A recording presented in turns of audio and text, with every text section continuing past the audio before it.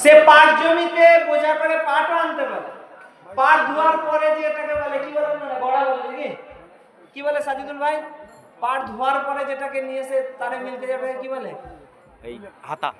হাতা নয়, ছোটটাকে হাতা বলে, পুরো মাদার গড়া বলেন না? তো পাটের গড়াও সাইকেলে করে বোয়াতে পারে। বড় আফসোসের বিষয়, হেঁটে হেঁটে 1/2 কিলোমিটার দূর মাঠে যেতে পারে। লিখে দেব নাকি তাহলে? তার বাগান বাড়ি যদি দূর হয় আর সেখানে শুনে যে বাচ্চারা কাছে ঢিল মারছে শ্রাবণ মাসে, সে শ্রাবণ মাসে আম আনতে যেতে পারে। শ্রাবণ মাসে আম হয় নাকি? হ্যাঁ, ও শুনেছে বাচ্চারা ঢিল মারছে, নেশায় ছুটছে, এই কে আমার কাছে ঢিল মারলে পাতাগুলো ভেঙে দিল। কিন্তু গোটা দুনিয়ায় সব কাজ করার পরও তার আল্লাহওয়ালা এত বুজুর্গ যে মসজিদে এসে চিয়া, মসজিদে এসে আছে নামাজ পড়তে পারে না, চিয়া আছে। এমন লোক আছে কি না? তো সেখানেও দেখবেন এই চেয়ার পবিত্র। তো আপনারা যদি মনে করেন এই সামনের খালি চেয়ারগুলো আমার শ্রোতা, আর আপনারা দূর থেকে এসেছেন, যদি ভালো লাগে বসবার, নাহলে জিলাপির দোকানে যে জিলাপিকে বাড়ি যাব, তো জোহার করে বলছি আমার কাছে পয়সা নেই, জিলাপিকে বাড়ি যাবে। আপনার স্ত্রী বাড়িতে অপেক্ষা করছে, যদি বেশি রাত করেন মুড়ো ঝাঁটা রেডি আছে ওখানে। ফুলটুসি চাচি কিন্তু আপনার আমার কথা শুনবে না, দিনদারি বুঝবে না। রাত 12টার সময় এসে তুমি দরজা ঠুকছো কেন, খিল বন্ধ করে। আর যদি মনে করেন আল্লাহ রাসূলের কথা শুনবো, দিনকে বুঝবো, শরীয়তের মাসলা শুনবো, আমল করার চেষ্টা করব, নিজেকে পরিবর্তন করব, ওই কবরে যখন আমি শোবো, সেই কবরটার জন্য নিজেকে প্রস্তুত করব। অন্ধকার কবরে যখন আমাকে শুয়ে দেওয়া হবে, যখন আমার চারিদিকে আলো থাকবে না, যখন আমার নামায় আমল ছাড়া আমার কিচ্ছু থাকবে না, পৃথিবী থেকে আমি যখন বিদায় নেব, যখন আমাকে 3.5 হাত কবরেতে দাফন করা হবে, উপরে বাঁশের চাঙ্গারি ছাড়া কিচ্ছু দেখতে পাবো না, সেই নির্জন কবরের মধ্যে আমি যখন শোব, যেখানে আমার মাল দৌলত, টাকা পয়সা, যেখানে আমার ব্যবসার সামগ্রী, যেখানে আমার বাড়ি গাড়ি, আমার যখন দম বন্ধ হয়ে যাবে, আমার দম বন্ধ হয়ে যাওয়ার পরে আমার শরীর থেকে যখন রক্তগুলো পানিতে পরিণত হবে, আমার শরীর ফ্যাকাশে হয়ে যাবে, চোখটা বন্ধ হতে পারবে না, চোখে কেউ আঙুল দিয়ে বন্ধ করে দেবে, মুখটা আমার খুলবে না, মুখটাকে আস্তে আস্তে যখন হাত আসবে তো দড়ি দিয়ে চিবুকটাকে বেঁধে দেবে। যখন এই শীতের নির্মল নিস্তব্ধ রাত, যে রাত্রিতে আমি ঠান্ডা সহ্য করতে পারি না, সেই শীতের রাত্রিতে আমার শরীর থেকে আমার বস্ত্রকে খুলে ফেলা হবে। যখন আমাকে ঠিক ঘরের বারান্দার বাইরেতে কেউ একজন বা দুজন পাশে বসে থেকে চাদর ঢাকা দিয়ে দেবে, যে শীত আমার বরদাস্ত হয় না, ঘরের মধ্যে রুম হিটার লাগায়, চারিদিকে জানলাকে বন্ধ করে রাখি, হাওয়া যেন ঢুকতে না পারে খবরের কাগজ দিয়ে, সেই শীতকে দূরীভূত করার চেষ্টা করি। আজ আমার প্রাণ পাখি বেরিয়ে গেছে, আমি দুনিয়া থেকে বিদায় নিয়েছি, আমার আখিরাতের প্রস্তুত নাই। সর্বপ্রথম কেউ এসে আড়ি মেরে দেখবে যে ভাইয়ের মোবাইলটা কোথায় আছে, বাপের মোবাইলটা কোথায় আছে, চাচার মোবাইলটা কোথায় আছে, কেউ মোবাইল টেনে পকেটে রাখবে। যদি চালাক হয়, সে মরার সঙ্গে সঙ্গে ফিঙ্গারপ্রিন্ট আগে মোবাইলের লকটা খুলে নেবে, পরে আর কাজ হবে না, দিয়ে সঙ্গে সঙ্গে পাসওয়ার্ড চেঞ্জ। লাশ পড়ে আছে, লাশের ছেলে বলছে আব্বার মোবাইলের পাসওয়ার্ডটা আমি জানতাম, কি চেঞ্জ করলো, আব্বার মোবাইল তো আমি সকালবেলাতেও ফোন করেছি, পাসওয়ার্ড ঠিক ছিল, এখন চেঞ্জ কি হলো? ছোট ভাই ওদিকেও সঙ্গে সঙ্গে ফিঙ্গারপ্রিন্ট মেরে দিচ্ছে, বাপের কাছে হারবেন, ও বাপ মোবাইলে পাসওয়ার্ড মেরে দিচ্ছে। ডিজিটাল যুগ, ডিজিটাল কান্না, আখিরাতের প্রস্তুতি। আঙুল ফুলে গেছে, লাশ আস্তে আস্তে ফুলে যায়, রাতে মারা গেছে, এখন যতক্ষণ না কাদার লোকগুলো আসছে ততক্ষণ দাফন হবে না। কবর রেডি, গ্রামের লোক শীতের রাত্রিতে কাঁপতে কাঁপতে কবরস্থানে গিয়ে কবর খুলে রেডি করেছে, বলছে না না, ওর অমুক খালার ছেলের কুকুর মেয়ের অমুক আসে না, দাফন হবে না।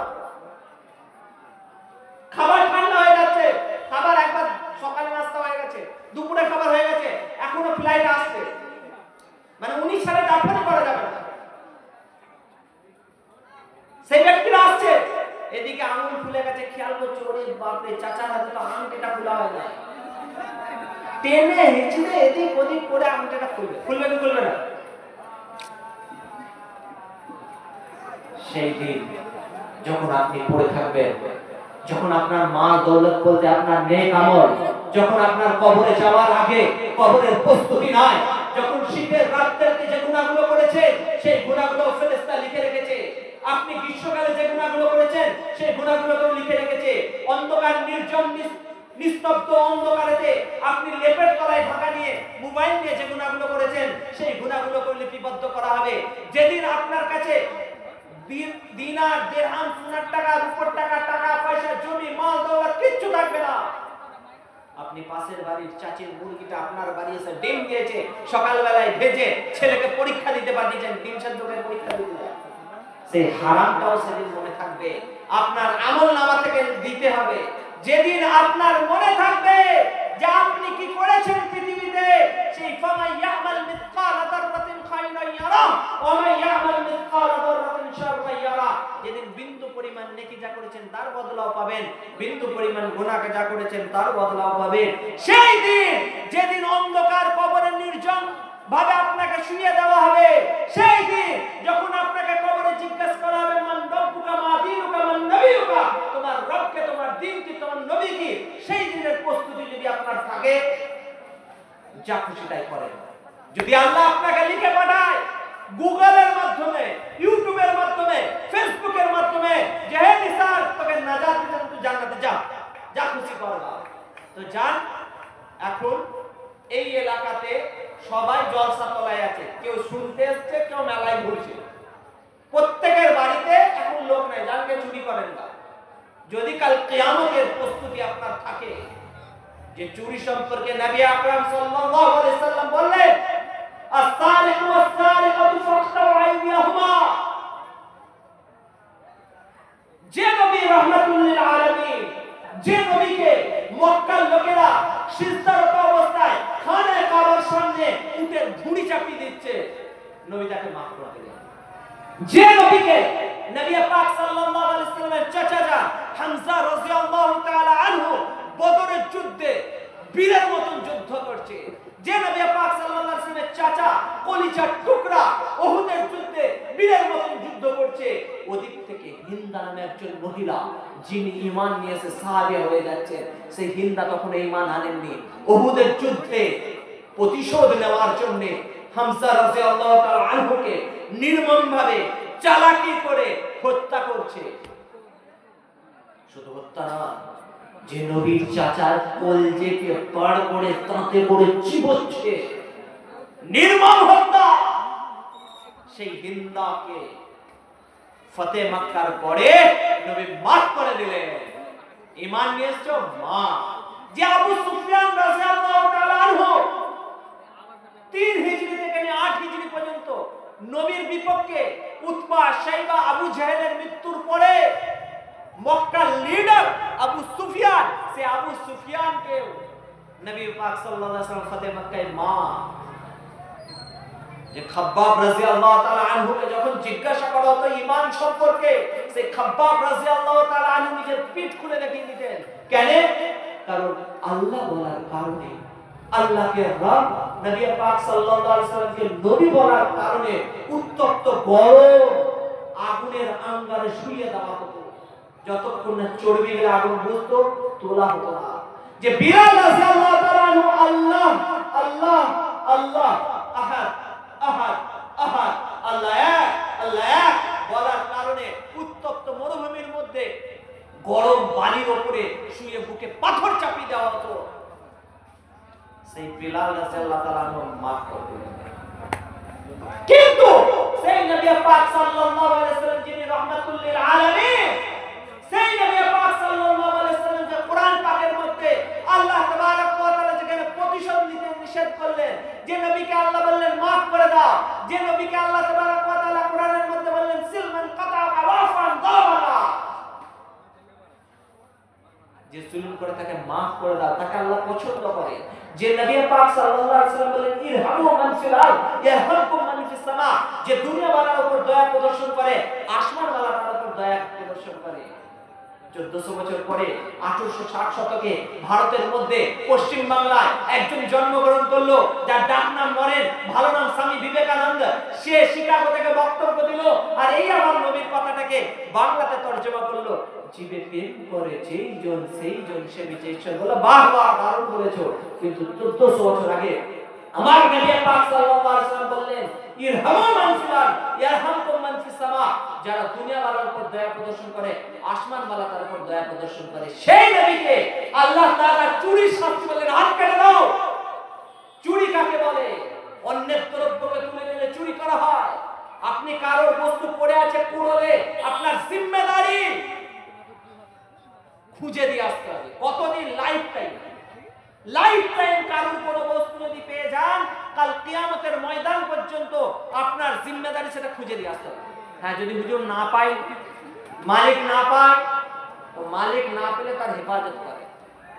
যদি হুজুর হেফাজত করতে না পারি, গরিব মিসকিনকে দান করে দেন তার নিয়তে, যেন সে সওয়াব পায়। তবে মনে রাখবেন, যদি সে কোনোদিন ফিরে আসে আর বলে ওই বস্তুটা আমার ছিল, মালিক পেয়ে যান, আর তাকে যদি আপনি বলেন ভাই আপনার বস্তুটা আমি দান করে দিচ্ছি, সে যদি বলে আলহামদুলিল্লাহ ঠিক আছে, তো আপনি বেঁচে নেবেন। আর যদি বলে কেন করলে আমার জিনিস ফেরত দাও, তো আপনাকে ফেরত দেবে। নবী পাক সাল্লাল্লাহু আলাইহি ওয়াসাল্লাম বললেন, পৃথিবীর মধ্যে সবথেকে গরিব ব্যক্তি সে কে জানো? সাহাবীরা বললেন, মাল্লা দিরহাম লাহু ওয়ালা দিনার। যার কাছে দিরহাম বা দিনার নাই, যার কাছে টাকা কড়ি নাই, সেই গরিব? নবী পাক সাল্লাল্লাহু আলাইহি ওয়াসাল্লাম বললেন, না, বরং যে ব্যক্তি নেকি নিয়ে গেছে পাহাড় পরিমাণ, কিন্তু মান কাযাফা হাদা মান শাতাফা হাদা, যে ব্যক্তি কাউকে গালিগালাজ করেছে, কাউকে কষ্ট দিয়েছে, কারোর গীবত করেছে, কারোর জিনিস আত্মসাৎ করে নিয়েছে, সেই ব্যক্তি কাল কিয়ামতের ময়দানে ওর নেকি নিতে হবে আর একে ফেরত দিতে হবে। বুঝতে পারছেন? সেই আখিরাতের প্রস্তুতি আছে, আছে, আছে। যদি আপনারা বেঁচে থাকে, যদি আপনার কাছে আখিরাতের প্রস্তুত থাকে, এরকম জলসার মাহফিল যেখানে আল্লাহ তাবারক ওয়া তাআলার ওয়াদা, যে মজলিসের মধ্যে আল্লাহ আল্লাহর রাসূলের কথা উল্লেখ করা হয়, সেই মজলিসে যারা থাকে সকলকে maaf করে দেবে, সুবহানাল্লাহ। সেই মজলিস থেকে একটা মোবাইল কুড়িয়ে পাবে না, সেটা ফেরত হবে না। হ্যাঁ, পারবে হুনারপুরবাসী, আপনার কত বড় বুকের পাটা, একটা সামান্য মোবাইলের জন্য আখিরাত নষ্ট করছেন। একটা আলেমের মোবাইল পেয়েছেন, কুড়িয়ে পেয়েছেন, সেটা ফেরত দিতে আপনার মনে আঘাত লাগছে, সুইচ খুলছেন, অফ করছেন। মানুষকে কষ্ট দিলে আপনাকে গ্যারান্টি জাহান্নামে থাকতে হবে, কবরও ছাড়বে না, ওই ওলামাও ছাড়বে না, এই মজলিসে যারা কষ্ট পাচ্ছে তারাও ছাড়বে না। কথা ঠিক কিনা? আপনি মুসলমান, আপনার আখিরাতের ভয় নাই? মৌলী সাহেবকে 200 টাকা দিয়ে দোয়া করে দেবেন, ভাবছেন জান্নাত বাপের সম্পত্তি? দিনে মজলিসে এসে কারুর কোনো জিনিস কুড়িয়ে পেয়েছেন, বারবার এলান করা হচ্ছে, আপনি তো সৌভাগ্যবান, লোকের জিনিস পেয়েছেন, ফিরিয়ে দেন, দোয়া পাবেন। আর মোবাইলটা নিয়ে চলে যাচ্ছেন, আপনি কার সন্তান? আপনার বাপকে কাল কিয়ামতের ময়দানে গোটা কিয়ামতবাসীর সামনে, আদম থেকে নিয়ে আখিরি উম্মতি পর্যন্ত সবার সামনে আপনার বাপের নাম ধরে আপনাকে বাপকে অপদস্থ করাবে, আপনার দাদাকে অপদস্থ করাবে, যে তোমার কথা, তোমার ছেলে চুরি করেছে, তুমি কি করছিলে? আপনি বলছেন হুজুর বাপকে কেন রাখবে, ছেলে করেছে তো বাপের কি দোষ? বাপের দোষ আছে। নবী পাক সাল্লাল্লাহু আলাইহি ওয়াসাল্লাম বললেন, কুল্লুকুম রাইন ওয়া কুল্লু মাসউলুন আন রাইয়াতিহি, তোমরা প্রত্যেকেই জিম্মেদার এবং তোমার অধীনস্থদের ব্যাপারে তোমাকে জিজ্ঞাসা করা হবে। আপনি সন্তানকে কি শিক্ষা দিয়েছে? সন্তান মাতাল হবে, মুসলমানের ছেলে চোর হবে, মুসলমানের ছেলে গীবত করবে, মুসলমানের ছেলে শুধু মোবাইলে গেম খেলবে, এর জন্য পৃথিবীতে এসেছো। ওহে মুসলমান, তোমার মসজিদ ভেঙে গুড়িয়ে দেওয়া হলো, তুমি মোবাইলে মত্ত। তোমার মা বোনেদের চেহারা থেকে বোরখা খুলে নেওয়া হলো, তুমি ফেসবুক চালাতে মত্ত। তোমার নবীর নামে গাল দেওয়া হলো, তুমি ঘুমোচ্ছ। তোমার মসজিদ থেকে কান ধরে বার করে দেওয়া হবে, তুমি ঘুমাবে। কেরোসিন শেখা বলে মাটির প্রদীপে, ভাই বলে ডাকো যদি দেব গলা টেপে, হেন কালে গগনেতে এলো আসিল চাঁদা, কেরোসিন শেখা বলে এসো মোর দাদা। বহু আগে একটা ছন্দ পড়েছিলাম, ভাব সম্প্রসারণ। ছোট শ্রেণীর লোকেরা বড়দেরকে দাদা দাদা বলে ডাকে, কিন্তু তাদের কাছে কেউ এলে তারা পাত্তা দেয় না। আপনি আমি যাদেরকে নেতা বলে মানছি, আপনি আমি যে টিমটা করে বেড়াচ্ছি, আপনি আমি যে পার্টিটা করে বেড়াচ্ছি, খোদার কসম করে বলছি, যে আমার আল্লাহকে মানে না, যে আমার আল্লাহর সম্মান করে না, যে আমার রাসূলের সম্মান করে না, যে আমার কোরআনের সম্মান করে না, খোদার কসম করে বলছি, সে আপনার শত্রু, আপনার শত্রু, আপনার শত্রু। কথা ঠিক কিনা? চাইছে আপনার বাপ হোক, চাইছে আপনার মা হোক, চাইছে আপনার দাদা হোক। রোজা ইফতারি করে মুনাজাত করে নিচ্ছে, ভাবছেন দারুণ দিচ্ছে। টাকার এপিট আর ওপিট, আল কুফরু মিল্লাতুন ওয়াহিদা, কাফেররা সব বরাবর। আপনাকে আমাকে কি করতে হবে? মারপিট করতে হবে না? মারপিট করতে হবে না। আমাকে মুসলমান হতে হবে, আমাকে মারপিট করতে হবে না। আমাকে দাঙ্গা করার নবী শিখায়নি, আমাকে অত্যাচার করা শিখায়নি, আমাকে লোকের সাথে ঝগড়া করা শিখায়নি। আপনারা বহু বক্তব্য শুনবেন, ভারকাও হাসান হিন্দুরা মেরে দিল, কোন হিন্দু মারেনি, কোন হিন্দু কারোর সাথে অত্যাচার করেনি। আমি বলি হুজুর হিন্দুরা করতে, না করেনি হিন্দুরা। বর্তমান যুগে লড়াই মানুষের সাথে অমানুষের লড়াই। এক শ্রেণীর মানুষ, তারা মানুষ, তারা মনুষ্যত্ব বোঝে, মিলেমিশে থাকতে চায়, ভদ্র বোঝে, ন্যায় বোঝে। এই ন্যায়ের সাথে দুষ্ট, দালাল, করু, আরো নিকৃষ্ট প্রাণী যারা আছে, তাদের থেকেও নিকৃষ্ট যারা, যারা শুধু নিজের পদ বোঝে, যারা চেয়ার বোঝে, যারা চেয়ারের জন্য মানুষকে খুন করে, যারা চেয়ারের জন্য মানুষের মধ্যে লড়াই করায়, যারা চেয়ারের জন্য ডোমকলের মতন জায়গাকে মুর্শিদাবাদের বদনাম জায়গা তৈরি করে রেখেছে। 33 বছর 35 বছর এক শ্রেণী করেছে, তার আগেও করেছে, 15 বছর এরাও করছে। কতদিন দালালি করবে? রিস্ক লিখে নিয়ে এসেছেন আল্লাহর কাছ থেকে। আপনি কি খাবেন আল্লাহ ফিক্স করেছে, আপনি কোথায় থাকবেন সেটা আল্লাহ ফিক্স করেছে, আপনি কিভাবে রোজগার করবেন ফিক্স করেছে। ফিকির আপনাকে করতে হবে, হালাল উপায় করবেন না হারাম উপায় করবেন। আপনারা বুদ্ধিমান মানুষ, আপনারা বিচক্ষণ মানুষ, রিজকে হালাল তালাশ করুন, না ছেলেরা হারামজাদা হয়ে যায়। বলুন হুজুর গাল দিচ্ছেন, আমি গাল দিয়ে বলছি, শব্দটা একটু কঠিন বলছি, কারণ নরম কথা চলছে না। মুসলমানের ঘরের ছেলেরা বিগত 10 বছরের রিপোর্ট নেন, প্রত্যেকটা বাড়িতে বন্ধন লোন, এই গোষ্ঠী লোন, ওই গোষ্ঠী লোন, শুধু গোষ্ঠী করে যাচ্ছে। দিয়ে ভাবছেন ছেলে আল্লাহওয়ালা তৈরি হবে, দিয়ে আপনি স্বপ্ন দেখছেন আপনার ছেলের বিয়ে দেওয়ার পরে বৌমা ভাত দেবে। হারাম খাইছেন, সুদ খাইছেন। যে সুদের ব্যাপারে নবী পাক সাল্লাল্লাহু আলাইহি ওয়াসাল্লাম বললেন, সুদ দেনেওয়ালা, সুদ লেনেওয়ালা, সুদের সাক্ষী, সুদের লেখক, সুদ গ্রহীতা, সুদের ব্যাপারে যারা জড়িত আছে সবাই আল্লাহর রাসূলের সাথে লড়াই করার জন্য প্রস্তুত। একটা বাড়ি দেখান যারা শান্তিতে আছে, আর এই সুদ নিয়ে কোটিপতি হয়ে গেছে, আম্বানিকে ছাড়িয়ে গেছে, আছে? একটা বাড়ি দেখান, একটা বাড়ি। মুসলমানের ছেলেরা হঠাৎ বড় লোক হবে, হঠাৎ বড় লোক।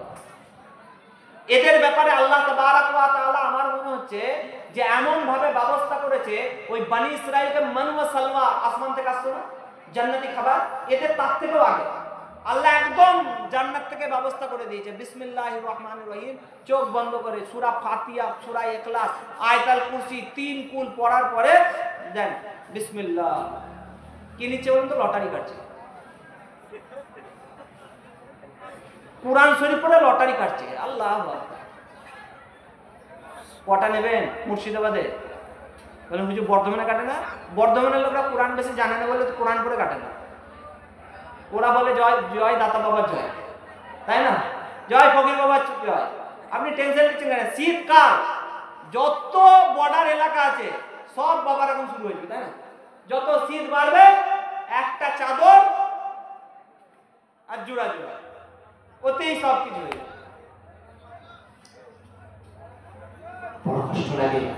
মুসলমানের ছেলে লটারি কাটবে, মুসলমানের ছেলে দিনে 500 টাকা রোজগার করছে। মুর্শিদাবাদের লোক আজ রিপোর্ট খুলে দেখুন, ভারতের রিপোর্ট খুলে দেখুন, গোটা মুর্শিদাবাদের মধ্যে মুর্শিদাবাদকে নাকি গরিব জেলা বলা হয়। কি কিসের গরিব? যারা মাদ্রাসা চালাচ্ছে আলহামদুলিল্লাহ, প্রত্যেকটা মাদ্রাসা, মসজিদ, ঈদগাহ, কবরস্থানের জলসায় 2 লাখ 3 লাখ করে আদায়। তারা গরিব? গোধনপাড়ার মতন জায়গায় 15 থেকে 20টা ঝালবড়ার দোকান আছে। প্রত্যেকটা ঝালবড়ার দোকান প্রত্যেক দিন 1 গামলা করে ঝালবড়া বেরোয়, সবগুলোতে ওই এলাকার লোকরা খায়। গরিব?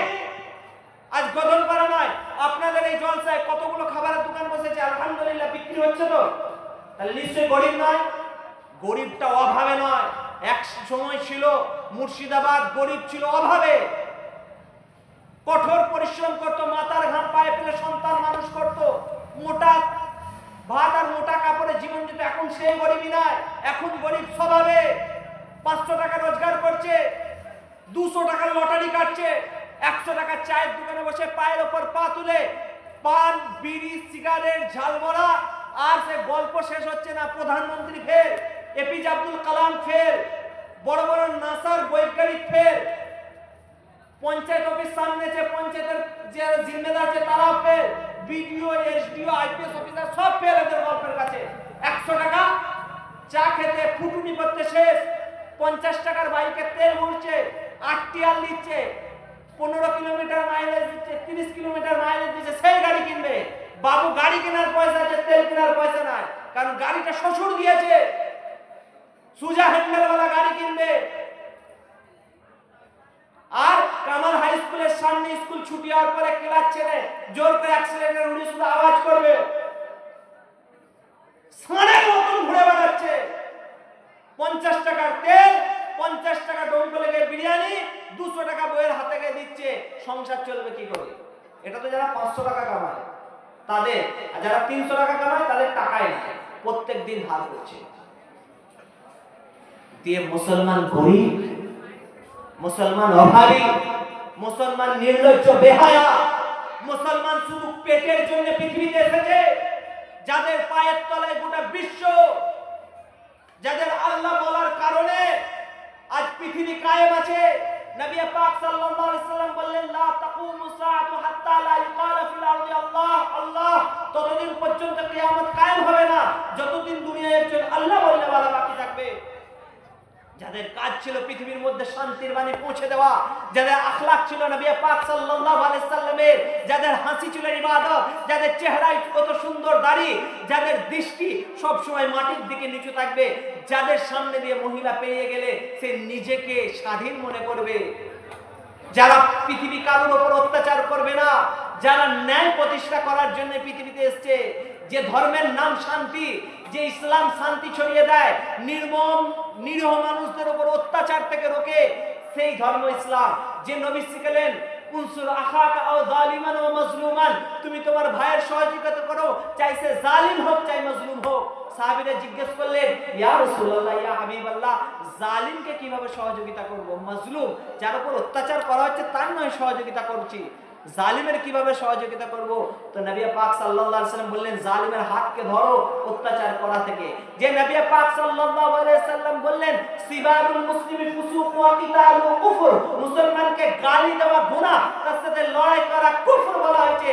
বড় আফসোস, ডোমকল থানায় যান, ভাই ভাইকে মেরে মাথা ফাটিয়ে দিয়েছে। এই কটা ঘটনা নেবেন। শ্বশুর বাড়িতে এসেছে, জামাইয়ের সাথে বাপের ঝগড়া হচ্ছে, শ্বশুর জামাইকে বলছে, বাপ লড়াই করো না বাবা, তোমার ওটা আব্বা হয়। তো শ্বশুরকে বলছে, সরে চলুন তো আব্বাজান, দেখি শালাকে।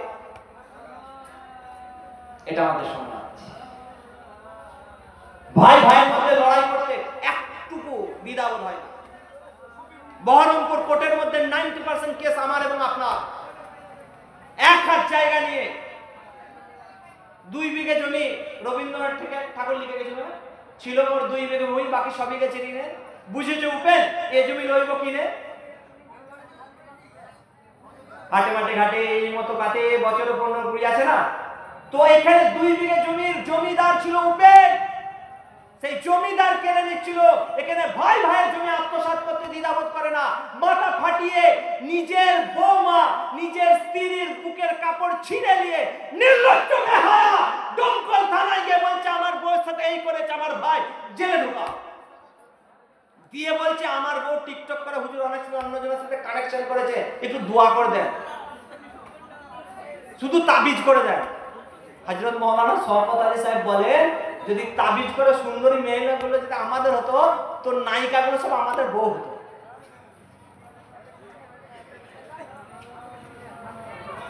পঞ্চান্ন বছরের যুবতী মহিলা কাপড় ছিঁড়ে দেওয়ারের নামে কেস করছে। কটা নেবেন ঘটনা? 55 বছরের যুবতী, বুঝতে পারছেন তো? ফুলটুসি বাবু হয়তো এই নামটা কারো থাকবে না, ছতায় চেঁচাবো, ছতায় চেঁচা কারোর নাম নেই, জন্য এই নামগুলো বলি। সেই জন্য ভাই, আল্লাহ নবী সাল্লাল্লাহু আলাইহি সাল্লাম পৃথিবীর মধ্যে শান্তির বাণী ছড়িয়ে দিলেন, ইসলামকে মানুষের মধ্যে ছড়িয়ে দিলেন।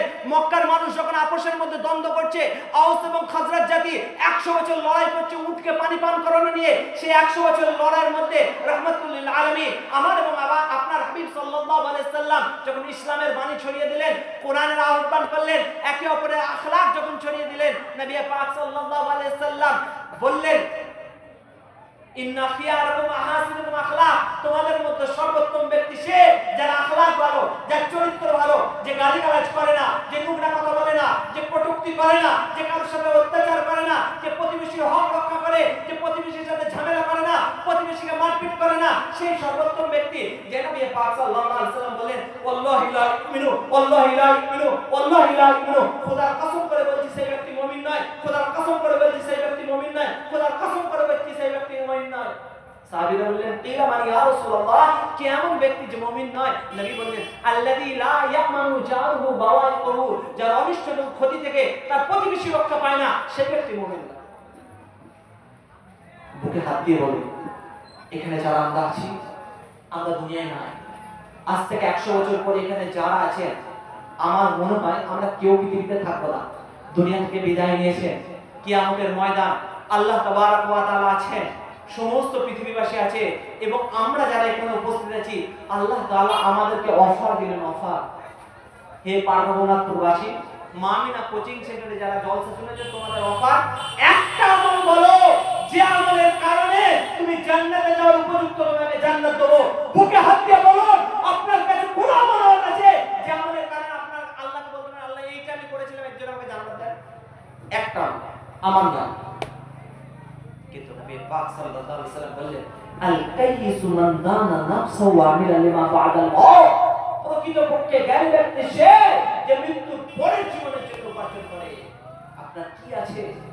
মরে যাবেন, আংটি খুলে নেবে, মরে যাবেন, ঘড়ি খুলে নেওয়া হবে, মরে যাবেন, মোবাইল নিয়ে নেবে, মরে যাবেন, আপনার পাসবুক গেল, মরে যাবেন, আপনার নামটা চলে যাবে। আমি মারা গেলে আমার নাম আর নিসার বলবেন, বলবেন লাশ করে। আপনার এবং আমার হাইসিয়াত কবরে 5 পচার আগে লাশটা পচে যায়। এটা আমার হাইসিয়াত। যে সুন্দর আকৃতির গরম দেখাচ্ছেন, সেই সুন্দর আকৃতির নাকটা কবরে গিয়ে চুহে পড়ে যাবে। যে চুলটা ডেলি টেরি করছেন, সেই চুলটা খুলে চলে যাবে। যে চোখগুলো দিয়ে শুধু চোখে চোখে ইশারা করছেন, আঁখোं में आंखों से इशारा हो गया, যে চোখে চোখে ইশারা করছেন, সেই চোখটা এরকম বক্ত হয়ে যাবে, বেরিয়ে যাবে। যে জিভটা নিয়ে আপনি লোককে গালিগালাজ করেছেন, অহংকার দেখিয়েছেন, পাওয়ার দেখিয়েছেন, সেই জিভটা আপনার মুখে লেগে যাবে। আপনার এবং আমার কবরেতে আল্লাহ হেফাজত করুক।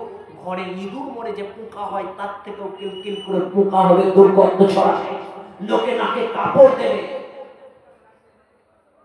সেই কবর অন্ধকার ঘরেতে যাওয়ার আগে তার প্রস্তুতি নিয়েছেন।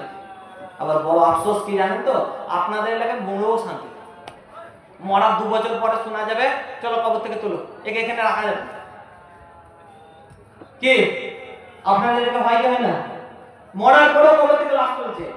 বাপ বলছে আমার উঠোনে দাফন করতে দেবো না, বউ বলছে আমার উঠোনে দাফন করতে দেবো না, নিয়ে যাও। পুলিশ দিয়ে আবার দাফন করা হচ্ছে, রি-এন্ট্রি কবরে আর হচ্ছে না। চিন্তা করেন আপনার আমার হাইসিয়ত কি আছে? কাল যখন এখান থেকে বিদায় নেবেন, যখন আপনার লাশ পড়ে থাকবে, সেই লাশ পড়ে থাকা অবস্থায় আপনার আমার আখিরাতের আমল কি আছে? এখানে যারা বুদ্ধিমান বসে আছেন তারা বলবেন, হুজুর শুধু আখিরাত আর আখিরাত, দুনিয়া কিছু নাই। হ্যাঁ, দুনিয়া আছে। হুজুর টাকা কামানো যাবে না? টাকা কামানো যাবে, হালাল কামান না, ব্যবসা করে। কিন্তু মুসলমানের ছেলে ব্যবসা করবে না। মুসলমানের ছেলে ডিম বিক্রি করে ভিটামিন কিনে খায়। 10 টাকায় একটা ডিম বিক্রি করবে, 20 টাকা তারা বিড়ি কিনে খাবে। তারপরে ভাবছে কি আমরা দিনদার হব। সাজিদুর একটু পানি দেবো তো ভাই। এই পৃথিবী ছেড়ে যখন যেতে হবে, আখিরাতের জন্য যখন প্রস্তুতি নিতে হবে, যে দিন আল্লাহ রাসূল আমাকে আপনাকে দিয়ে গেল, যে শিক্ষা আমাকে এবং আপনাকে আল্লাহ রাসূল দিয়ে গেল, সাহাবী ওয়ালা জিন্দেগি যে আমাদের কাছে রেখে গেল, লাকাদ কানা লাকুম ফি রাসূলিল্লাহি উসওয়াতুন হাসানা। নবী পাক সাল্লাল্লাহু আলাইহি সাল্লামের জীবনে তোমাদের মধ্যে সুন্দর নিদর্শন আছে। যে নবীর চেহারা অনুযায়ী আমার আপনার চেহারা হতে হতো, যে নবীর তরিকা অনুসারে আমার আপনার তরিকা হতে হতো। আপনি ব্যবসায়ী কিভাবে ব্যবসা করবেন আমার নবীর সুন্নাত থেকে হতে হতো। আপনি বাসের একজন প্যাসেঞ্জার আপনার কি দায়িত্ব সেটা আমার নবীর সুন্নাত অনুসারে হতে হতো। যেখানে আমার এবং আপনার আখলাক দেখে বাকি মানুষ অভিভূত হবে, দ্বীন ইসলামের দিকে আসবে, সেখানে আমাকে এবং আপনাকে দেখে লোকে আতঙ্কবাদী বলে, আমার এবং আপনার দাঙ্গা দেখে লোকে এদেরকে বলে দুষ্ট লোক, আমার এবং আপনার অশিক্ষিততা দেখে বলে এরা মূর্খ, এরা জাহিল, এরা অজ্ঞ, এরা দেহাতি, এরা কেমন বলো। কেন বলবে? গোটা বিশ্বকে শিক্ষার বাণীর জন্য কোরআন পাকের মধ্যে পারা নম্বর 30 কোরআন পাকের মধ্যে সর্বপ্রথম আয়াত, সর্বপ্রথম শব্দ আল্লাহ নবী সাল্লাল্লাহু আলাইহি ওয়াসাল্লামকে আল্লাহ তাআলা অর্ডার করে বললেন না নামাজ পড়ো, বললেন না রোজা রাখো, বললেন না হজ করো, বললেন না যাকাত দাও, কোনো ইবাদতের কথা বললেন না। এবং আল্লাহ এটাও বললেন না যে আমাকে ভয় করো, আমি তোমার আল্লাহ, আমাকে মেনে চলো। কোরআনের প্রথম আয়াত এটা নয়, বরং কোরআন শরীফের মধ্যে পারা নম্বর 30 সূরা পারা নম্বর 30 আল্লাহ তাবারক ওয়া তাআলা প্রথম আয়াত অবতীর্ণ করলেন ইকরা বিসমি রাব্বিকাল্লাযী খালাক খালাকাল ইনসানা মিন আলাক ইকরা রাব্বুকাল আকরাম। ইকরা পড়ো। যে আল্লাহ তাবারক ওয়া তাআলা প্রথম বললেন পড়ো, সেই পড়া থেকে আমরা আজ দূরে। যে আল্লাহ তাবারক ওয়া তাআলা হাবিব সাল্লাল্লাহু আলাইহি ওয়াসাল্লাম বললেন তালাবুল ইলমি ফরিদাতুন আলা কুল্লি মুসলিমিন, প্রত্যেক মুসলমানের জন্য জ্ঞান অর্জন করা ফরজ। আজ আমরা শিক্ষা থেকে দূরে। যে আল্লাহ তাবারক ওয়া তাআলা আমাদেরকে চালাক হতে বললেন, যে আল্লাহ তাবারক ওয়া তাআলা হাবিব আমাদেরকে মূর্খ হতে বলেননি, আমাদেরকে বোকা হতে বলেননি, আমাদেরকে যে যা বুঝাবে সেটা বুঝতে বলেননি, আমাদের চোখ কান খোলা রাখতে বলেছে। কিন্তু আজ আমাদের মসজিদ কবজা করার জন্য মসজিদ আর ভাঙবে না, মসজিদটা নিয়ে নেবে, সেখানে গরুর গোয়াল ঘর করবে। আজ আমাদের মাদ্রাসা ভাঙবে না, সেই মাদ্রাসাটাকে নিয়ে নেবে, দিয়ে সেখানে বাইজিখানা তৈরি করবে। আজ আমাদের কবরস্থান দিয়াল ভাঙবে না, বুলডোজার চালাবে না, সেই কবরস্থানের মধ্যে বিল্ডিং তৈরি করবে। যে কবরস্থানে আপনি যাবেন, যাওয়ার পরে বলবে যাও সরকারি পারমিশন নিয়ে এসো, মসজিদে নামাজ পড়তে আসছেন, মসজিদ থেকে যাও পারমিশন নিয়ে এসো, মসজিদের নোটিশ টাঙিয়ে দেওয়া হবে। আপনার এবং আমার বাপ দাদাদের দেওয়া সম্পত্তি, সেই সম্পত্তির দিকে আঙুল তোলা হচ্ছে শুধু নয়, সেই সম্পত্তিকে আত্মসাৎ করা হচ্ছে।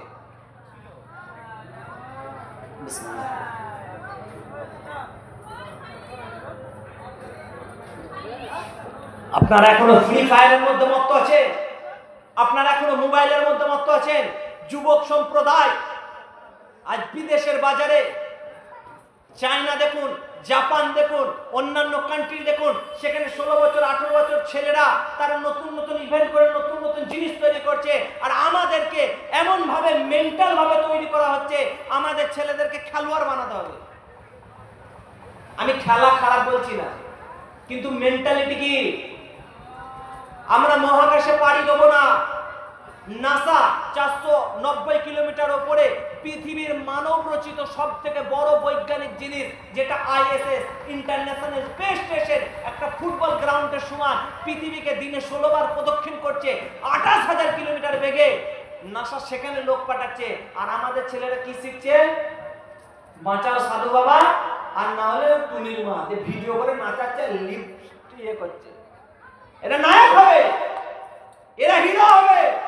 প্রসেনজিৎ বাদ, সালমান খান বাদ, শাহরুখ খান বাদ, এরা ঘরে বসে বসে পেছনে ব্যাকগ্রাউন্ড লাগিয়ে আল্লাহওয়ালা যাদেরকে মনে করি তাদের ছেলেরা পেছনে গিয়ে টিকটক বানাচ্ছে, যে ভাবছে আমরা হিরো হব। মা প্রমোট করছে, বাপের সাথে ঝগড়া করছে, বাপ বারণ করলে ঘরে অশান্তি হচ্ছে, নাহলে মা বারণ করলে মায়ের সাথে বাপ ঝগড়া করছে। আমার ছেলেকে স্বাধীনতা দাও। কিসের স্বাধীনতা? কিসের স্বাধীনতা?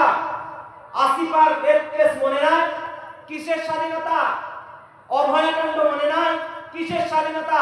আরজিকর কাণ্ড মনে নাই? কিসের স্বাধীনতা?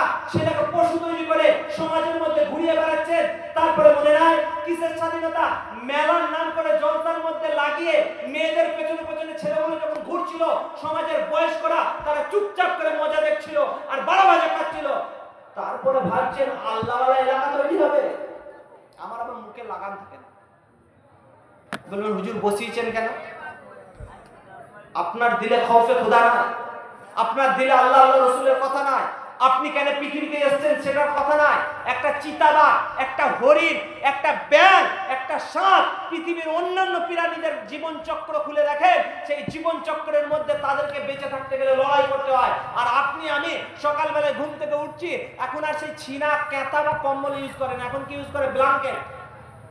রাজার বেটা ঘুম থেকে উঠছে ব্ল্যাঙ্কেট দিয়ে, সকালবেলা উঠে বেশি নয়, সকালবেলা ওই 10টা, সকাল 10টায় মা চা দাও, মোবাইলে বোঝাও কে মেসেজ করছে, এখন 1 ঘন্টা মেসেজ চেক হচ্ছে।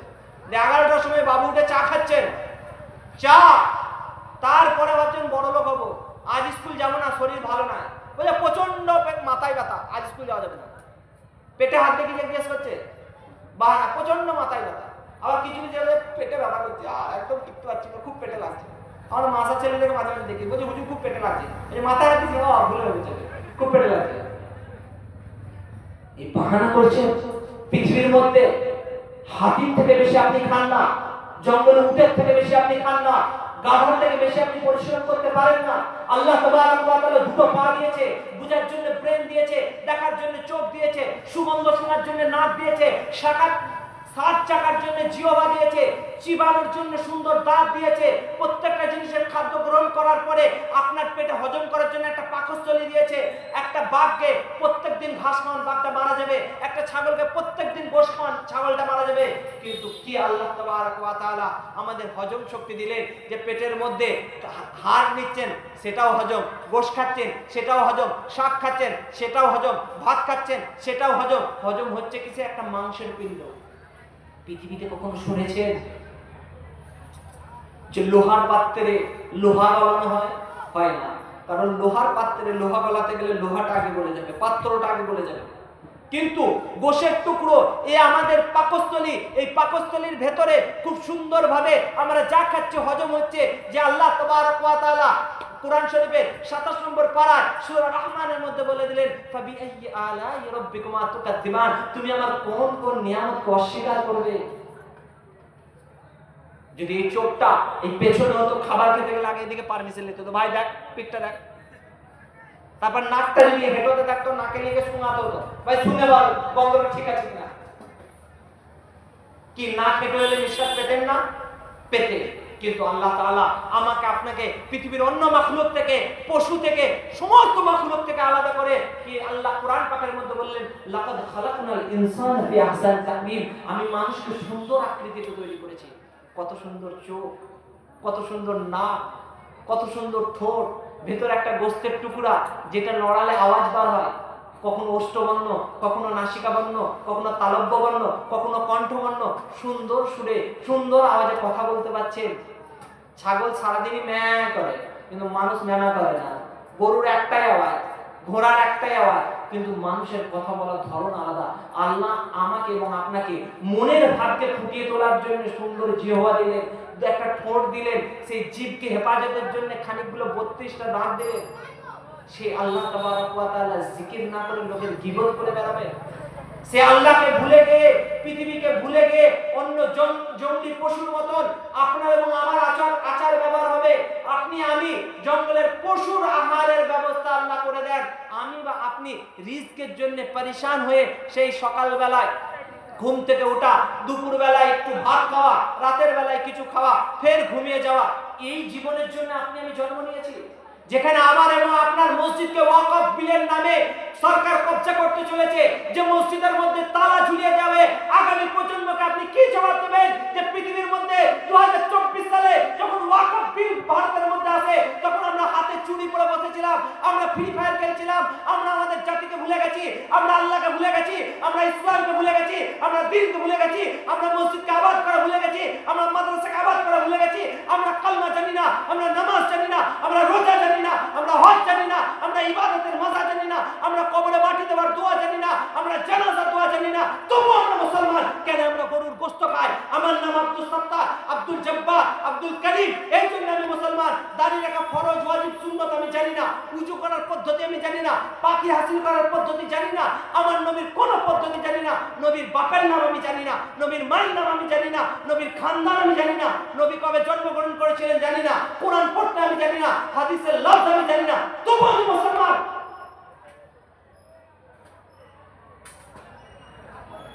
লজ্জা লাগে না? কিসের মুসলমান? কবে চাপবেন? এই রক্তটা শরীরের মধ্যে ঠান্ডাভাবেই প্রবাহিত হবে। ইসলাম লড়াই শিখায় না, কথাটা মনে রাখবেন। আমি লড়াইয়ের কথা বলছি না, নবীর তালিম শিখতে হবে, মুসলমান হতে হবে, কোন ইবাদুল্লাহ মুসলিমিন হতে হবে, নিজেকে সচ্চা মুসলমান হতে হবে। আপনি মুসলমান হয়ে যান। আমাকে আপনাকে মোবাইলের দ্বারা, আপনারা কদিন আগে বেলডাঙ্গার ঘটনা শুনেছেন? মোবাইল সকলেই চালান, কান খুলে শুনে দেন, কান খুলে। উত্তেজিত হয়ে অন্যায় পথ অবলম্বন করবেন না, কারণ যারা উত্তেজিত করছে তারা দালাল, তারা শয়তান, তারা খবীস, তারা ইবলিসের কাজ করছে। নামটা ফেসবুকে আল্লাহর পথি, নবীর আশিকে রসুল, ফেসবুক অ্যাকাউন্ট থেকে এরকম পোস্ট করা হচ্ছে, বাংলাদেশের ব্যাপারে পোস্ট করা হচ্ছে, ভারতের বিভিন্ন জায়গার ব্যাপারে পোস্ট করা হচ্ছে।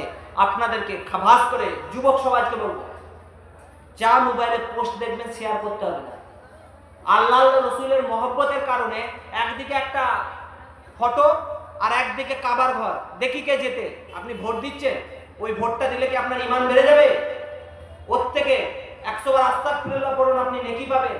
ওর থেকে মা বাবার খিদমত করুন, আপনি নেকি পাবেন। ওর থেকে যে দোকান থেকে মাল কিনে নিয়ে আসছেন, আপনার কাছে টাকা পাবে, টাকাটা শোধ করেন, নেকি পাবেন। ওর থেকে আপনার লেনদেন ক্লিয়ার করুন, নেকি পাবেন। ওর থেকে আপসের মধ্যে সালাম করুন, নেকি পাবেন। ফেসবুকের পোস্ট শেয়ার করলে নেকি পাওয়া যায় না। মানুষকে উত্তেজিত করছে। আজ বেলডাঙ্গার মধ্যে নির্মমভাবে যারা মারা গেল, কিসের কারণে মারা গেল? উত্তেজিত হয়ে শুধু নারায়ে তাকবীর, আল্লাহু আকবার।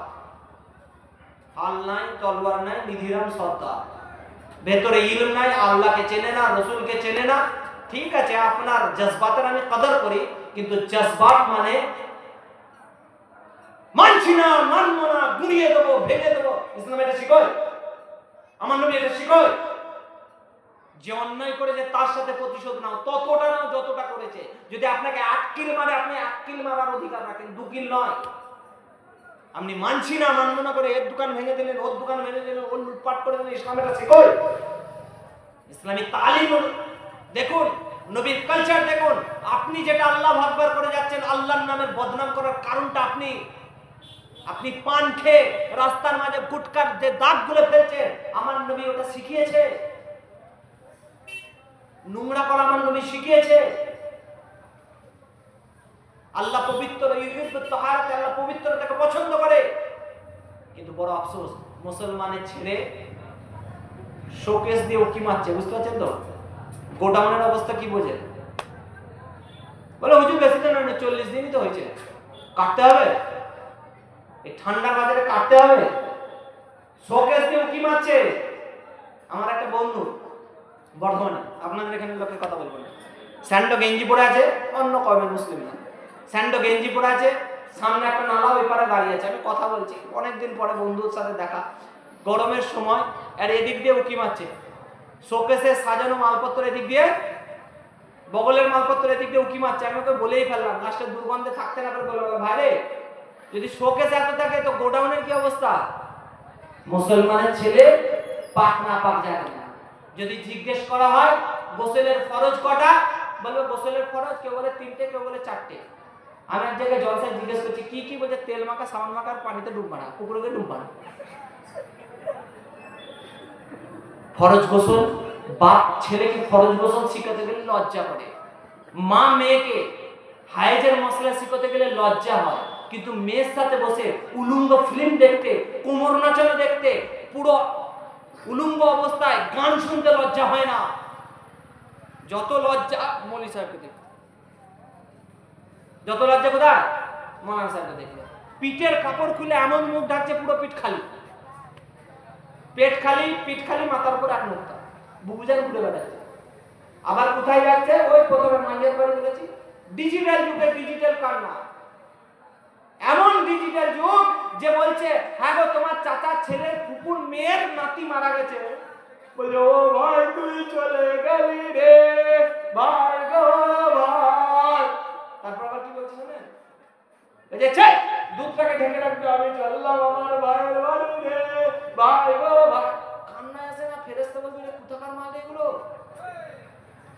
এক ট্রাক্টর লোক যাচ্ছে টোটোই করে, শুধু টোটোই করে লোক ঢুকছে, গিয়ে দেখছে 30টা বেটা ছেলে। কটা বেটা ছেলে? 30টা বেটা ছেলে আর 150টা মেয়ে ছেলে। বলছে কেন? বলে টোটোয় সব মেয়ে ছেলে না, 30টা টোটো এসছে, 30টা বেটা ছেলে, বুঝতে পারছেন? আর বাকি সব মেয়ে ছেলে। সেই জন্য ভাই, রাত অনেক হচ্ছে, এখন একজন বক্তা আছেন, যে কথাটা বলছিলাম, কোরআন পাকের মধ্যে আল্লাহ তাবারক ওয়া তাআলা প্রথম শব্দ বললেন ইকরা, পড়ো। এই পড়ার কথা যে আল্লাহ তাবারক ওয়া তাআলা বললেন, এই পড়া মানে রাট্টা মারা নয়, পড়া মানে মাধ্যমিক পাস করা নয়, পড়া মানে উচ্চ মাধ্যমিক পাস করা নয়, পড়া মানে জায়েজ নাজেজ আপনাকে শিখতে হবে, হালাল হারাম আপনাকে শিখতে হবে, বৈধ অবৈধ আপনাকে শিখতে হবে। আপনার মধ্যে এতটা জ্ঞান থাকতে হবে যে জ্ঞানের দ্বারা আল্লাহ রাসূলকে চিনতে পারে, যে আল্লাহ তাবারক ওয়া তাআলা আমাকে আপনাকে পড়তে বললেন, কেন পড়তে বললেন?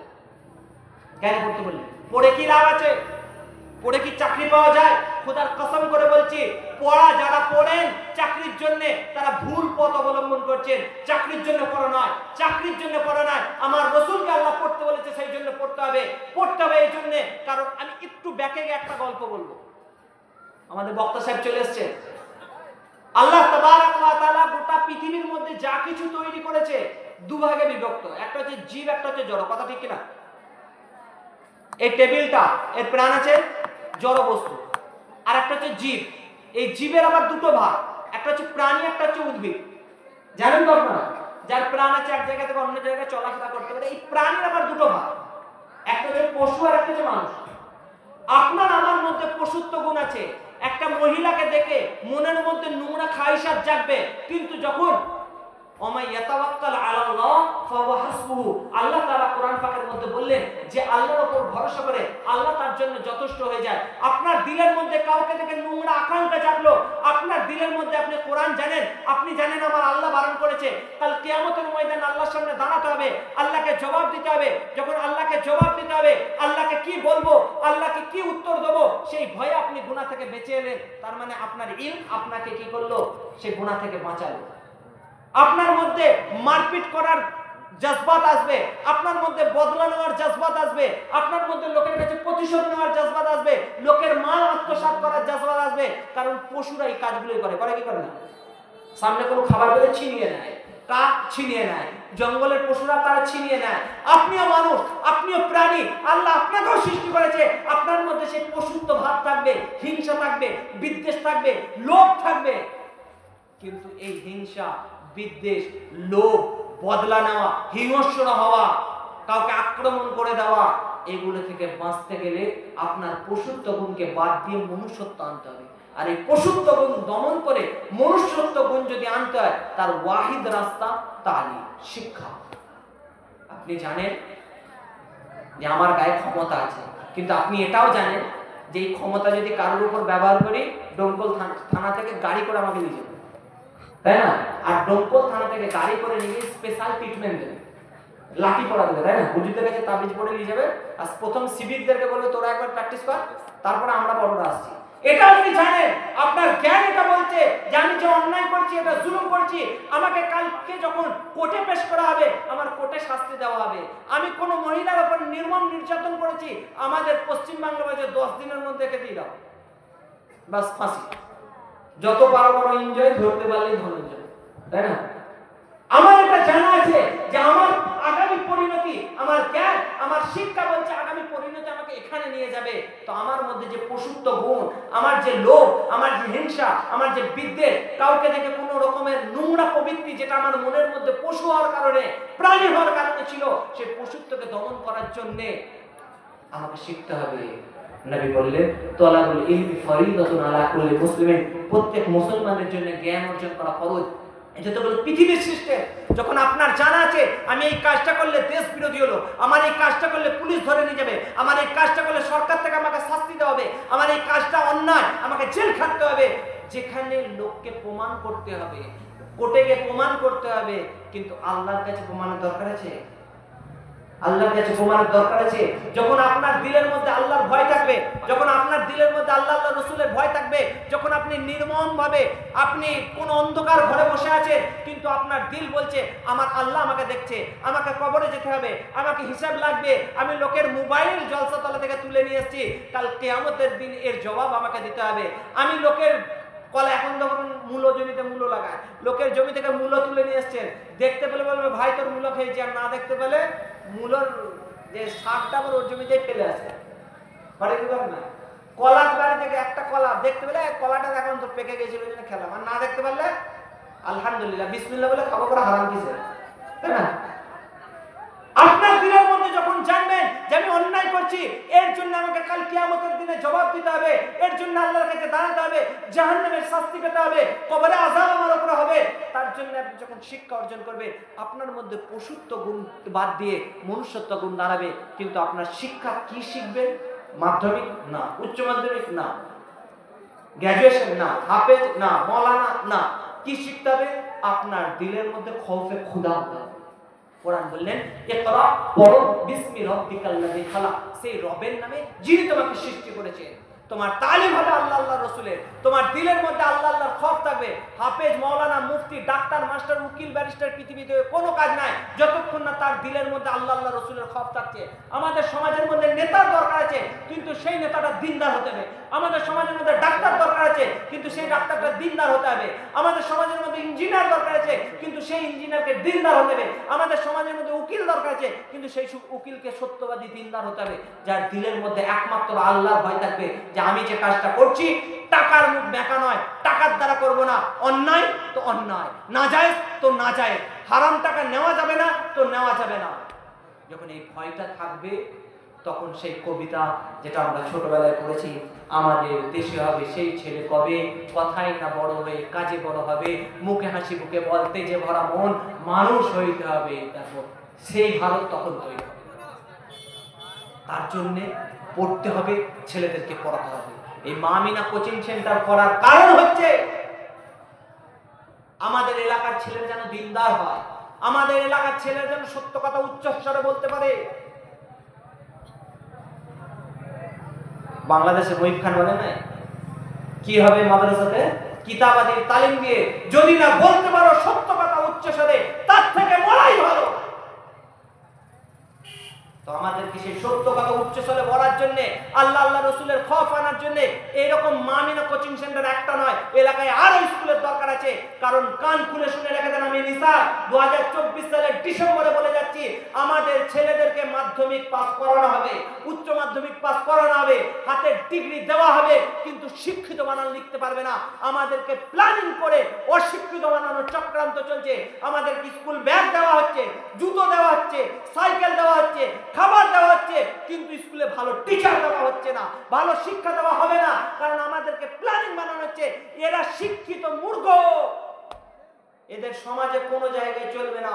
এরা সেই পুঁথিগত শিক্ষায় শিক্ষিত হবে, যাদের প্র্যাকটিক্যাল জ্ঞান থাকবে না। হাতে ইঞ্জিনিয়ারিং ডিগ্রি থাকবে, কিন্তু বিদ্যে বুঝাই বাবু মশাই চরিশকের বেটে মাঝির ভাই বলতে পারি সূর্য কেন ওঠে, চাঁদটা কেন বারে কমে, জোয়ার কেন আসে, বৃদ্ধ মাঝি বসিয়া ফেল ফেলিয়া আসে। এইরকম আমাদেরকে বাবু মশাই বানানো হচ্ছে। সেই জন্য আগামী 20 বছর পরে দুটো সেক্টর সাধারণ মানুষের হাত থেকে চলে যাবে। চাই সাধারণ মানুষ হিন্দু হোক, মুসলিম হোক, খ্রিস্টান হোক, জৈন হোক, সাধারণ মানুষের কাছে থাকবে না। সেই দুটো সেক্টর হচ্ছে, একটা হচ্ছে শিক্ষা আর একটা হচ্ছে চিকিৎসা। পুরো প্রাইভেট করা হচ্ছে। গড়াইমারি হসপিটাল গিয়ে দেখে আসেন, ডোমকলে ঘুঘু চড়ছে বলে না, ভুতুড়ে হয়ে পড়ে আছে। 10 বছর আগে যেখানে 8টা 10টা ডাক্তার থাকতো, এখন ডাক্তারদের জন্য, মহিলা ডাক্তারদের জন্য বাথরুম নাই। আমি আজকেই মোবাইলে দেখছি ডোমকলের অবস্থা। তো আগামী দিন আমাদের ছেলেরা যেন ভালো ডাক্তার দিনদার হয়ে এসে আমাদের এলাকাকে দেখতে পারে, সেই ব্যবস্থা এখন থেকে করতে হবে। আমাদের ছেলেরা এই যে ওয়াকফ বিল নিয়ে আমরা চিৎকার করছি, এই যে এনআরসি নিয়ে চিৎকার করছি, এই চিৎকারের কোনো কাজ নাই যতক্ষণ না দিল্লির বুকেতে আমরা পার্লামেন্টের মধ্যে দিনদার এমপি পাঠাতে পারছি, বা আমরা সেই 10টা 20টা আইপিএস অফিসার দিনদার দিতে পারছি, যার কলমের চোরেতে ভারতে সুদিন ফিরে আসবে, দুর্দিন ঘুচবে, অন্যায় মিটবে। তার আগে পর্যন্ত আমাদের চেষ্টা করতে হবে। চেষ্টা কিভাবে করতে হবে? এই একটা মামিনা কোচিং সেন্টারে কাজ নাই, এলাকায় স্কুল করুন, ফান্ডিং তৈরি করেন, এলাকার মধ্যে মসজিদ তৈরি করছেন, মাদ্রাসা তৈরি করছেন, অনুরূপভাবে একটা ফান্ড তৈরি করুন যেখানে সমাজের ছেলেরা যারা শিখবে তারা ভালোভাবে পড়ার জন্য তাদের ব্যবস্থা করুন। যদি বাপের টাকা না থাকে, গ্রাম টাকা দিয়ে তাকে পড়াবে, না হলে আগামী দিন ওই ইংরেজদের জামানার মতন মাছি মারা কেরানি তৈরি হবে। মাছি মারা কেরানি জানেন তো? ইংরেজরা আমাদেরকে এতটা ইংরেজি শিখাতো যে খাতার মধ্যে একটা মাছি মরে গেছে, যে লিখছে নকল করছে সে মনে করছে এটাও কোনো অক্ষর হবে, মাছিটাও ডিজাইন করছে। আমাদেরকে এরকম বানানো হচ্ছে, আমাদের হাতে মোবাইল তুলে দিয়ে বিভিন্ন রকম সুবিধা দেওয়া হচ্ছে যাতে আমরা বোকা তৈরি হয়ে যায়। হাতে ডিগ্রি থাকে, আমি শিক্ষিত, আমি চাষ করব। সেই জন্য ভাই এরকম কোচিং সেন্টার আরো লাগবে, এরকম স্কুল আরো লাগবে, কিন্তু সেখানে দিনদারি হতে হবে। সেখানে আপনারা এসে খোঁজ নেন কেমন পড়া হচ্ছে, পড়ার মান বাড়ান, স্কুলের মধ্যে পড়ার মান বাড়ান। কারণ এই প্রাইভেট সেক্টরের মধ্যে শিক্ষা পরিপূর্ণভাবে পুরো ভারত খুঁজে দেখেন, যেখানে বড় বড় ইউনিভার্সিটিকে বাদ দিয়ে আলাদা প্রাইভেট ইউনিভার্সিটি বানানো হচ্ছে। বড় বড় বিজনেসম্যানের ছেলেরা তারা আলাদাভাবে স্কুলে পড়ছে। এই পুঁথিগত যে সিলেবাস সরকার থেকে ঠিক করছে, এই সিলেবাস পড়াচ্ছে না, কারণ সেই সিলেবাসের মধ্যে আগের সেই মজা নাই। এখানে যারা 5 পাস আছে, সেই 5 পাসের যার ডিগ্রি আছে, এখনকার গ্র্যাজুয়েশন ওর সামনে হার মেনে যাবে। মানবে কি মানবে? কারণ এদেরকে এমন ভাবে কি শেখানো হচ্ছে, কিলিং সাইকেল বাজায়, মোবাইলে শেখানো হচ্ছে, ট্রেনিং দেওয়া হচ্ছে, শিক্ষার বেলায় অবদানটা কিচ্ছু না। সেই জন্য ভাই পর্দার সাথে আমার মা বোনেরা পড়বে, বোরখার সাথে মা বোনেরা পড়বে। বোরখা কোনো খারাপ জিনিস নয়, মা বোনেদের স্বাধীনতা কারে না, কিন্তু এরকম স্কুল আরো হতে হবে, তার সাপোর্ট আরো করতে হবে। এবং এর জন্য কয়েকটা জিনিস আপনাদেরকে বলে রাখি। আমাকে বেশ কিছুজন সুপারিশ করেছে, স্কুলের কোটা যেটা ছিল সে কোটা পূরণ হয়ে গেছে, ভর্তি হয়ে গেছে। কারণ আমরা প্রতি বছর 110 এরকম রাখি, তার বেশি ছেলে রাখি না, ভর্তি একদম ফুল হয়ে গেছে। কিন্তু বেশ কিছু গার্জেন অনেকে আমাকে ফোন করেছে যে হুজুর আমাদের ছেলেরা কি পড়বে না? কিন্তু শুনুন, আমাদের তো একটা ক্যাপাসিটি আছে। 1 বছর ছেলে 500টা নিয়ে নিলাম, কিন্তু তাদেরকে ঠিক করতে পারলাম না, ওরকম স্কুল আমি চাই না। তারপরেও অনেক আলোচনার পরে অল্প কিছু ছেলে আরো নেওয়া হবে, তার জন্য পরীক্ষা যেমন দিতে হয়, ফের পরীক্ষা হবে। কত তারিখে পরীক্ষা আছে? 15 তারিখে পরীক্ষা আছে। 1 ডিসেম্বর থেকে 14 ডিসেম্বর পর্যন্ত নতুন শিক্ষার্থীদের ফর্ম দেওয়া হবে। সেই ফর্ম ফিল আপের পরে 15 তারিখে পরীক্ষায় বসবেন। 15 ডিসেম্বর রবিবার সকালে পরীক্ষা হবে। 17 ডিসেম্বর তার রেজাল্ট বেরোবে। যাদের নাম আসবে তাদেরকে 18 থেকে 22 তারিখের মধ্যে ভর্তি নেওয়া হবে। ভর্তির কোটা ফুলফিল ভর্তি হয়ে গেছে। তারপরেও বেশ কিছু ছেলের জন্য একটা কোটা তৈরি করা হয়েছে, অনেক চিন্তা করে। কারণ আমাদের ছেলেরা, এবং গত বছরের নয় এবছর আমি এলান করছি, যারা কোচিং এ ভর্তি হতে চাইছেন না ভর্তি হয়ে না, কিন্তু কোরআন শিখেন, বড় হন বাচ্চা হন, আমাদের টাইম না আপনার টাইম আছে। কোচিং চলাকালীন আপনি 8টায় আসুন। আলহামদুলিল্লাহ আমাদের ম্যাক্সিমাম যে শিক্ষকরা আছেন তারা যোগ্য, এবং তারা প্রত্যেকটা ঘন্টায় তারা কোরআন পড়াতে পারে। সেই জন্য আপনি যদি আপনার ছেলেকে 9টায় পাঠান, 9টা থেকে 10:30 9:30 পর্যন্ত আমার ছেলেকে 1/2 ঘন্টা কোরআন পড়িয়ে দেন, আমরা তার ব্যবস্থা করব। কিন্তু ছেলেকে সুশিক্ষায় শিক্ষিত করে, খোদার কসম করে বলছি ভাই, আপনার ছেলে ডাক্তার হোক, মাস্টার হোক, ইঞ্জিনিয়ার হোক, ব্যারিস্টার হোক, কিন্তু অত বই পড়ে যখন এমন ডিগ্রির অধিকারী তিনি 3টে দোয়া পড়ে যদি বাপের জানাজা পড়াতে পারে, আপনার থেকে হতভাগা বাপ আর কেউ নাই। আমি নিজের কথা বলছি, 2004 থেকে মাদ্রাসায় পড়ছি, এখন পড়াচ্ছি। আমার দাদিজান মারা গেলে 2023-এ, আপনারা সকলে দোয়া করবেন। দাদিজানের লাশের সামনে জানাজা পড়াতে গিয়ে মনের যে অবস্থা ছিল, চোখ দিয়ে যে পানিটা বেরিয়েছে, আজ পর্যন্ত কারোর জন্য বেরোয় না। কারণ ভাড়া করাতে সেই গুণ আসবে না। 3টে দোয়া পরে জানাজার দোয়া, বাপের জানাজা ছেলে পড়বে, আল্লাহর কাছে হাতটা তুলবে, ও আল্লাহ আমার আব্বার কবর আযাব মাফ করে দাও, রব্বির হামহুমা কামা রাব্বায়ানি সাগীরা। যখন দোয়া পড়বে আল্লাহর আরশ কাঁপবে। আর যদি ভাবে এইভাবে জীবন পেরোবে, সকাল হচ্ছে সন্ধ্যা হবে, মনে রেখে দেন আপনাকে আমাকে সরিয়ে দিয়ে নতুন প্রজন্ম আসবে, যেখানে যে দেশ তৈরির কথা ভাবছে সেই দেশে গরিবের কোনো অধিকার থাকবে না, মধ্যবিত্ত বলে কেউ থাকবে না। বড় বড় দাদারা তারা আমাদের উপর গোলামি করবে। ইংরেজ চলে গেছে, ইংরেজদের ওয়ারিসরা দেশের মধ্যে আছে। তারা লর্ড কার্জনের সেই ওয়ারিস, যারা 1857 সালে সিপাহী বিদ্রোহের সময় গরুর আর শুয়োরের চর্বি মিশিয়ে কার্তুজ তৈরি করে হিন্দু মুসলমানের দাঙ্গা লাগিয়েছিল। আর সেই লর্ড কার্জন চলে গেছে, তার বেওয়ারিস ওয়ারিসরা পড়ে আছে, নাজায়েজ সন্তানরা পড়ে আছে, তারা আমাদের দেশের মোরা একই বৃন্তে দুটি কুসুম হিন্দু মুসলমান। কাজী নজরুল ইসলাম বলে গেছে সেই ভারতীয় সংহিতি যেখানে আমরা ভাই ভাই মিলেমিশে থাকতে চাই, যেখানে শুরুতেই বলেছি এই যে আমাদের মোবাইলের দ্বারা বোঝানো হচ্ছে হিন্দুদেরকে যে মুসলমানরা তোমাদেরকে ধ্বংস করে দেবে, তোমাদের হিন্দু খাতরার মধ্যে আছে, আর আমাদের মুসলিমদেরকে বলছে যে হিন্দুরা তোমাদেরকে মেরে দেবে, মুসলমানরা খাতরার মধ্যে আছে, এটা ভুল বোঝাচ্ছে। এখন লড়াই মানুষের সাথে অমানুষদের, বড় লোকের সাথে গরিবের লড়াই। এখানে কোনো জাতি ধর্ম বর্ণ নয়, এখানে অর্থশালীরা আমাদেরকে গোলামের মতো, আমাদেরকে নোংরা ডাস্টবিনের পোকার মতন ব্যবহার করতে চাইছে। লড়াইটা তাদের সাথে। দেশের এই স্বাধীনতা যদি বাকি থাকে, সংবিধান যদি বাকি থাকে, আমাদের অধিকার বাকি থাকবে। আর যদি না থাকে, বড় দাদারা এসে ইংরেজদের মতন নির্মম নির্যাতন করবে। আপনার বাড়ি আপনার নয়, আপনার জমি আপনার নয়, আপনার মসজিদ আপনার নয়, আপনার পাড়া আপনার নয়। ভাই ভাই যেমন লড়াই করিয়ে দেয়, এরকম ভাবে আমাদের উভয় পরিবারের মধ্যে, উভয় জাতির মধ্যে ওই লর্ড কার্জনের নাজায়েজ সন্তানরা লড়াই করতে চাইছে। সেই জন্য ভাই নিজেরা শিক্ষিত হন, শুধু রোজগারের জন্য হারাম রোজগার খেয়েন না, নাজায়েজ পন্থায় চলেন না। যে হাদিসটা পড়েছি, আল কাইয়িসু মান দানা নাফসাহু আলা লিমা বাদাল মাউত, প্রকৃতপক্ষে জ্ঞানী ব্যক্তি সে যে মৃত্যুর পরের জীবনের জন্য উপার্জন করে। আজ থেকে 100 বছর পরে আমরা কেউ থাকবো না, দুনিয়া ছেড়ে চলে যাব। এই মাইক্রোফোনের গ্যারান্টি আছে কদিন টিকবে, আমার গ্যারান্টি নাই। এই কর্ডলেস মাইক্রোফোন বা এই স্ট্যান্ডটা দেখবেন আমার পরেও বহু জনা ব্যবহার করবে, 20 বছর 40 বছর 50 বছর, কিন্তু আমি থাকবো না পৃথিবীতে। আজ যারা বেঁচে আছি আগামী দিনে থাকবো না। আমরা যদি সঠিক তালিম দিই, সুসন্তান করে যেতে পারি, পৃথিবী থেকে ভালো ছেলে রেখে যেতে পারি, ভালো ভাই রেখে যেতে পারি, সুন্দর পরিবেশ রেখে যেতে পারি, তো একদিন আমি কবরে শুয়ে শুয়ে নেকি পাবো। না হলে বোঝা যাবে কত ধানে কত চাল, তাই না? আল্লাহ তাবারক ওয়া তাআলা বলার থেকে শোনার থেকে আমল করার তৌফিক দান করুন। আসসালামু আলাইকুম ওয়া রাহমাতুল্লাহি ওয়া বারাকাতুহু। 1 মিনিট 40 সেকেন্ড বেশি হয়েছে, ক্ষমা চাইছি।